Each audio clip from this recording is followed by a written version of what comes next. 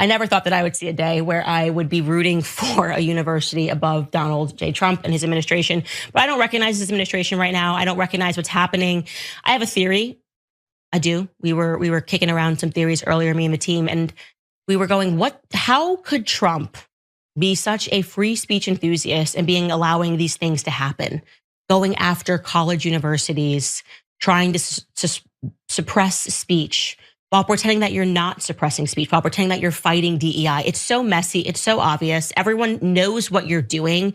People who are still trying to grift, I suppose, are not willing to challenge you on this, which is ridiculous, because when you are out of office, we are gonna have to live with these consequences. Our children are going to have to grow up in this America, okay? So when you threaten our speech, it's not worth it so that we can have pom-poms and go hurrah for a couple of years, then go, okay, well, yeah, now it kind of stinks because, we're getting arrested for wrong think. Yeah, Candace, he's not concerned about post office politics. He doesn't plan to leave. Put it up full mass. Candace Owens has always been an avid supporter of Donald Trump.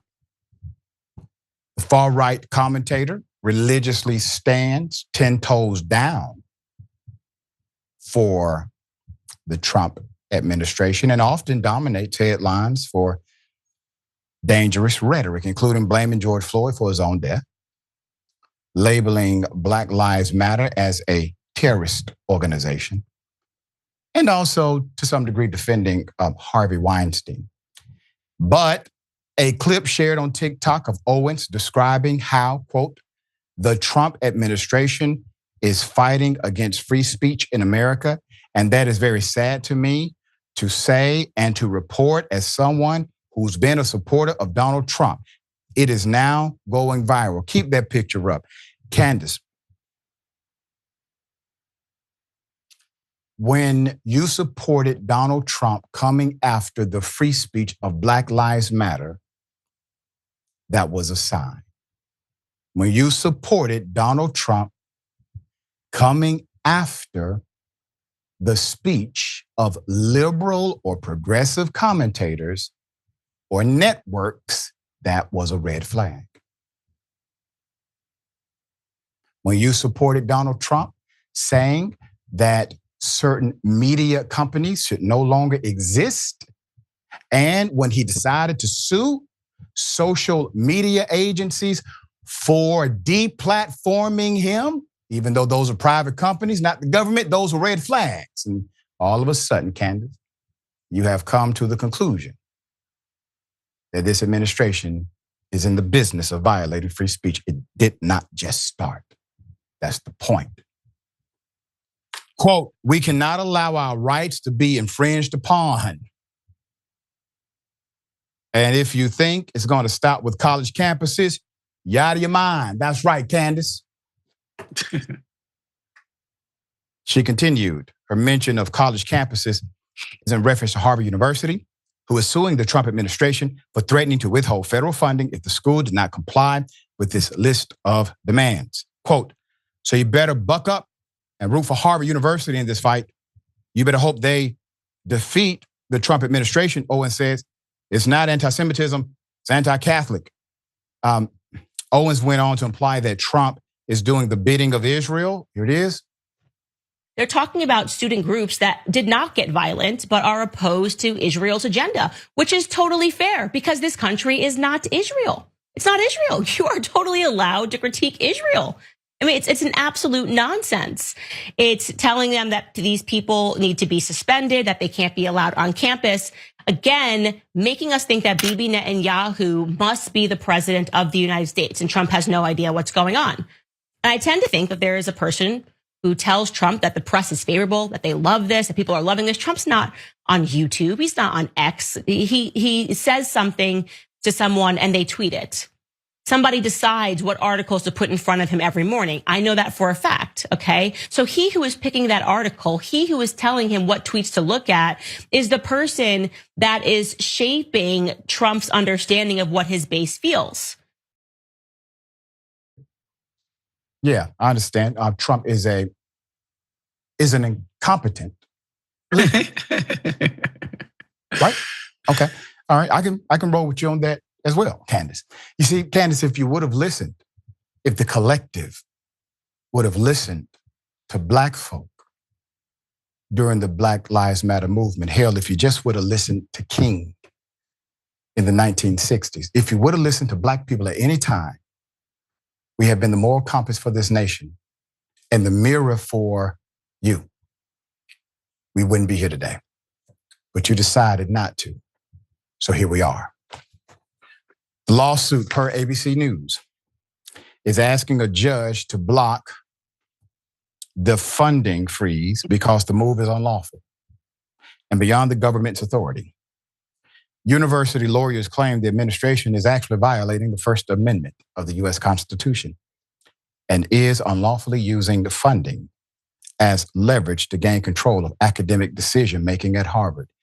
The very principle, the fundamental dynamic of the Constitution, of your freedoms, suggest the government cannot utilize their disagreement with you as a reason to punish you, because you have the right of free, protected speech.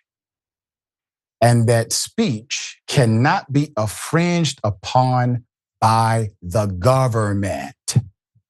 You're dealing with an administration that sued because a private company, a social media platform, deplatformed Donald Trump, and he claimed that to be discriminatory.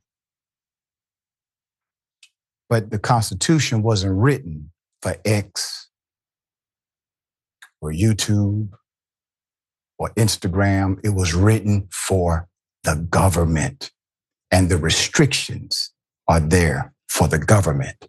The government is in violation of those restrictions.